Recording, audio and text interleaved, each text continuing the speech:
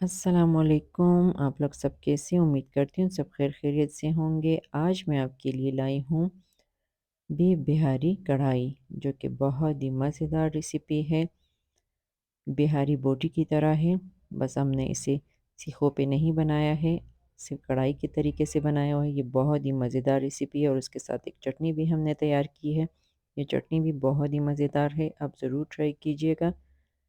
आइए चलते हैं, इसे बनाते हैं। सबसे पहले हमने पुदीना ले लिया था, प्याज है, लहसुन अदरक है, हरी मिर्चें हैं और बीफ का गोश्त ले लिया था 1 किलो। दही है साथ में और बीफ बिहारी कबाब मसाला है।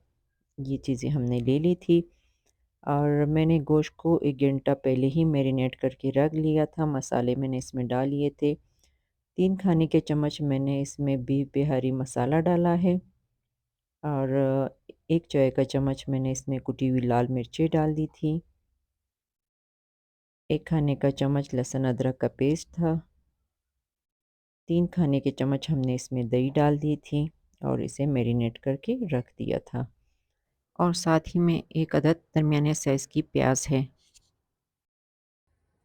सबसे पहले हमने प्रेशर कुकर ले लिया है, उसमें हम हस्ब ज़रूरत तेल डालेंगे। आप तेल अपने हिसाब से डालिएगा।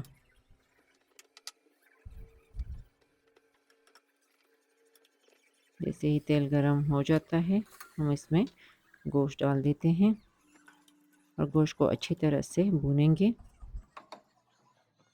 हमने इसे 10 मिनट अच्छे तरीके से भून लेना है। 10 मिनट के बाद फिर हम इसमें पानी ऐड करेंगे और पानी ऐड करने के बाद फिर हम इसको प्रेशर कुकर में गलाने के लिए गोश्त को रख देंगे। आप चाहे तो ये गोश्त पे मसाला वगैरह लगा के 1 घंटे के लिए फ्रिज में रख दें, ताकि ये मसाला अच्छी तरह से इस पे रस बस जाए। फिर उसके बाद आप उसको फ्रीज़र में स्टोर कर लीजिएगा। जैसे ही मेहमान आ जाते हैं या कहीं आप गए होते हैं, देर हो जाती है, तो आपका गोश्त बिल्कुल मसाले वगैरह लगे होंगे और आप फ्राई कर लेना। साथ ही में हमने थोड़ा सा कलर भी डाल दिया है, फूड कलर।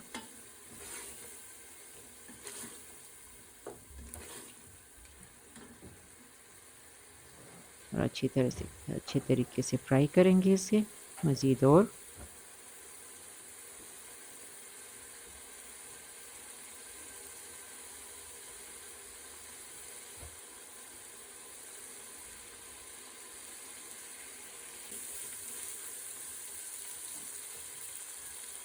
ये देखिए, पानी बिल्कुल अच्छे तरीके से खुश्क हो चुका है। हमने इतने अच्छे तरीके से इसे फ्राई कर लिया है। और अभी हम इसमें पानी ऐड कर देंगे। 2 गिलास हम पानी डालेंगे और फिर प्रेशर कुकर में गोश्त को गलाने के लिए रख देंगे। जैसे ही हमारा गोश्त गल जाता है, हम आपसे आके फिर मिलेंगे।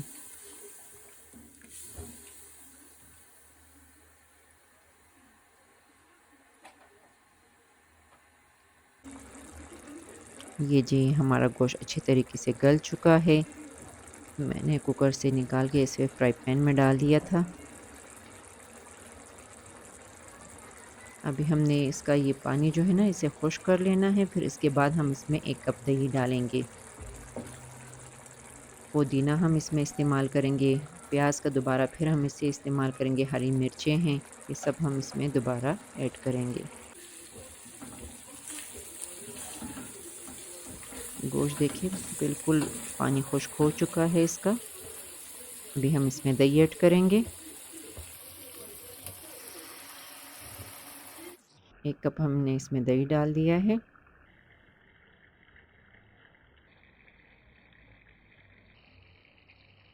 अभी दही को हम 5 मिनट तक भूनेंगे।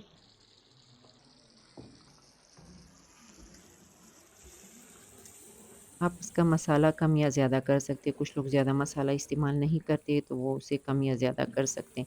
मगर जब भी आप बिहारी कढ़ाई बनाएँ, बिहारी बोटी बनाएँ, तो उसका असल मज़ा मिर्चों में ही है।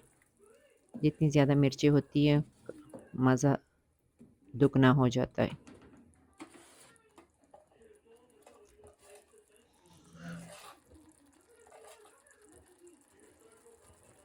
थोड़ा सा गरम मसाला डाल देते हैं।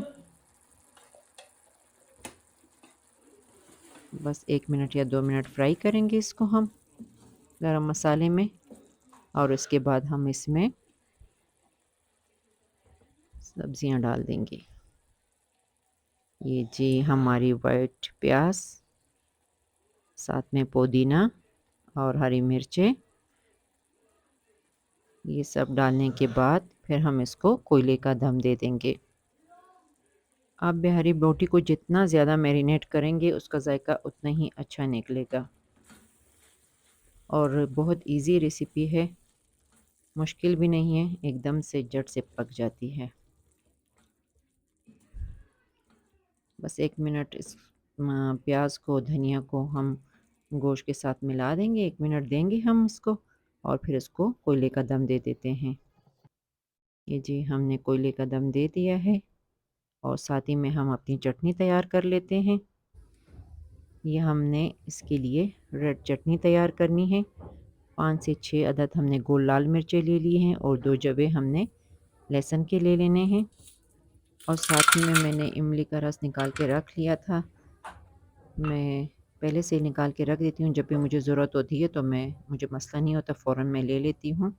चटनी भी बना के रखी होती है, ये भी इमली, सादा इमली भी बना के रख लेती हूँ। थोड़ी सी हमने 2 खाने के चम्मच इमली डाल दी है, और थोड़ा सा पानी ऐड करेंगे। बस इसको अच्छे तरीके से हम ग्राइंड कर लेते हैं, साथ में थोड़ा सा नमक।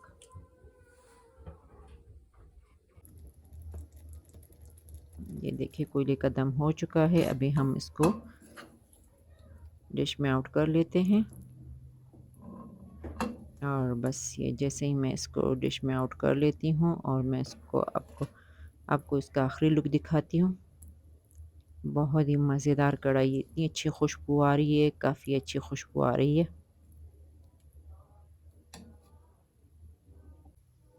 ये जी हमारी डिश बिल्कुल तैयार हो चुकी है, हमने सर्व कर लिया इससे, साथ में चटनी भी है। इतनी मज़ेदार चटनी है, काफ़ी स्पाइसी चटनी है। बिहारी बोटी हो और उसके साथ चटनी ना हो, ये तो हो ही नहीं सकता। आप इंशाल्लाह ये रेसिपी ज़रूर ट्राई कीजिएगा, और मुझे कमेंट्स में बताइएगा कि आपको बिहारी कढ़ाई कैसे लगी। इंशाल्लाह अगली रेसिपी में फिर मुलाकात होगी। जब तक के लिए अल्लाह हाफ़िज़।